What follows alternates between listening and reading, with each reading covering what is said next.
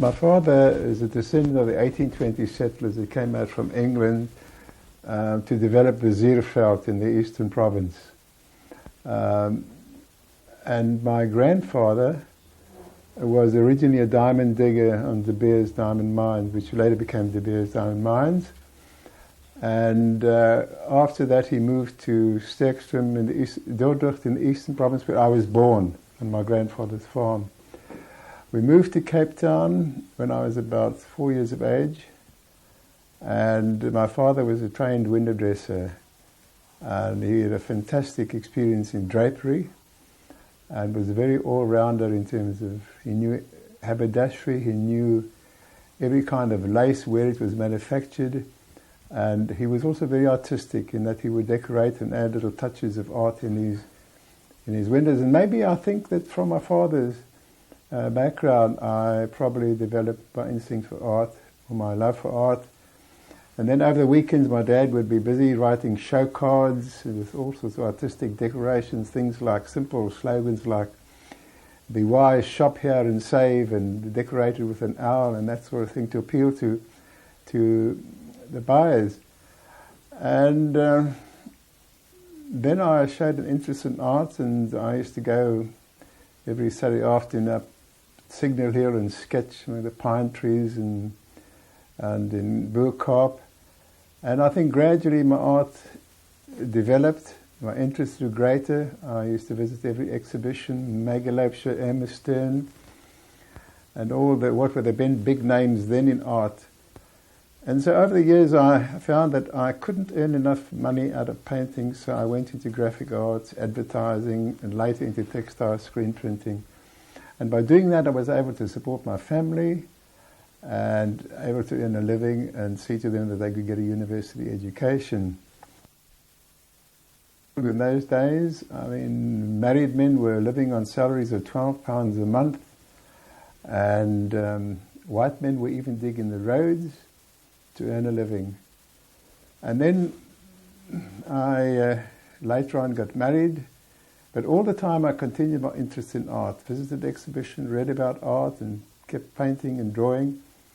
And then in 1948 I decided to have my first exhibition. I think I had more courage than sense. And one of the highlights of my exhibition was a visit by Maud Sumner. And we had a long chat, and I found her the most sympathetic art, especially to new beginners and new upstarts in art. Just say that part again. Say I held my first exhibition, because you got the names mixed and I might want to use the section. So say first exhibition in 1928, and you met? 1948. 48. Okay, start that again. My first exhibition was in 1948 in Ashby's Gallery, Cape Town, where I believe that most of the important artists started their first exhibition. But the nicest thing that happened to me was the visit of Maud Sumner.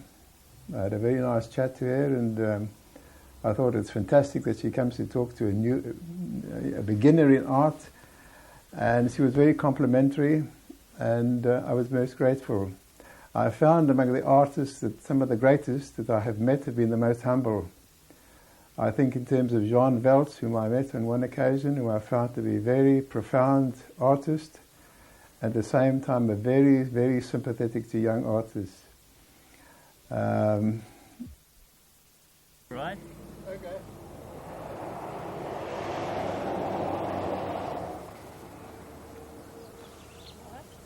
Cut some roses. Yeah, cut another one there.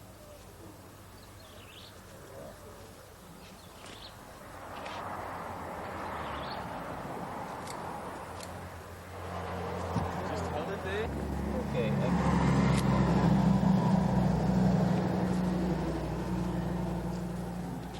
Another one. Okay. Some of these buds here.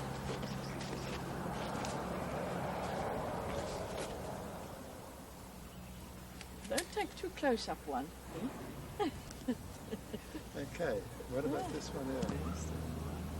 Action. Okay. Make it all white roses.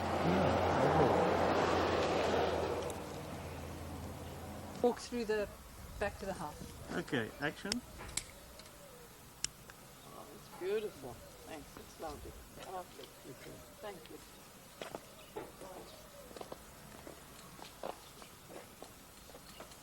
It's been a lovely rain, no?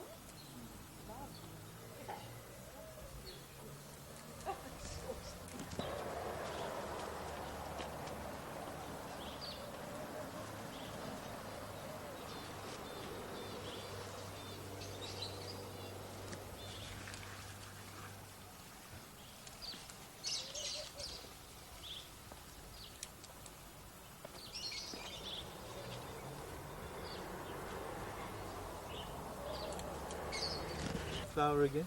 Sorry, one more time.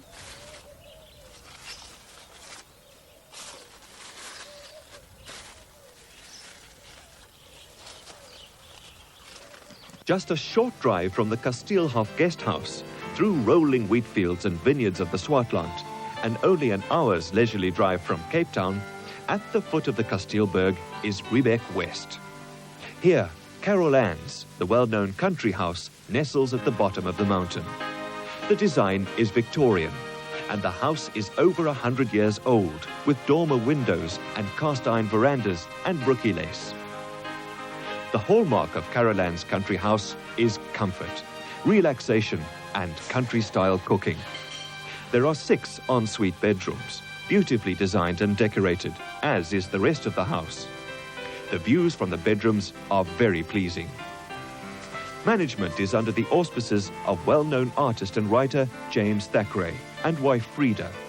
And a new feature is Riebeek Kunstkamer, a spacious art gallery in the house, where he will work and his oil paintings may be viewed at leisure. One looks down from the gallery to the trading store below, which 100 years ago was the very first in Riebeek West. Antique serving counters and an abundance of homemade jams, canned and dried fruits, flowers, novelties, pottery, and much more are available. Away from the hustle and bustle of city life, Carol Ann's is an ideal country getaway in which to relax and be rejuvenated.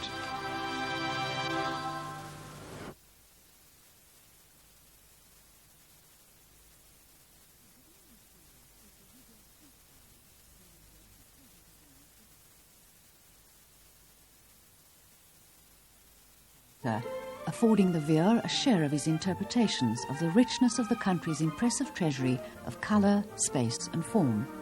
He is well known for his sensitive representation of rural and indigenous people. He has been invited to exhibit in Osaka, Japan in October 1994.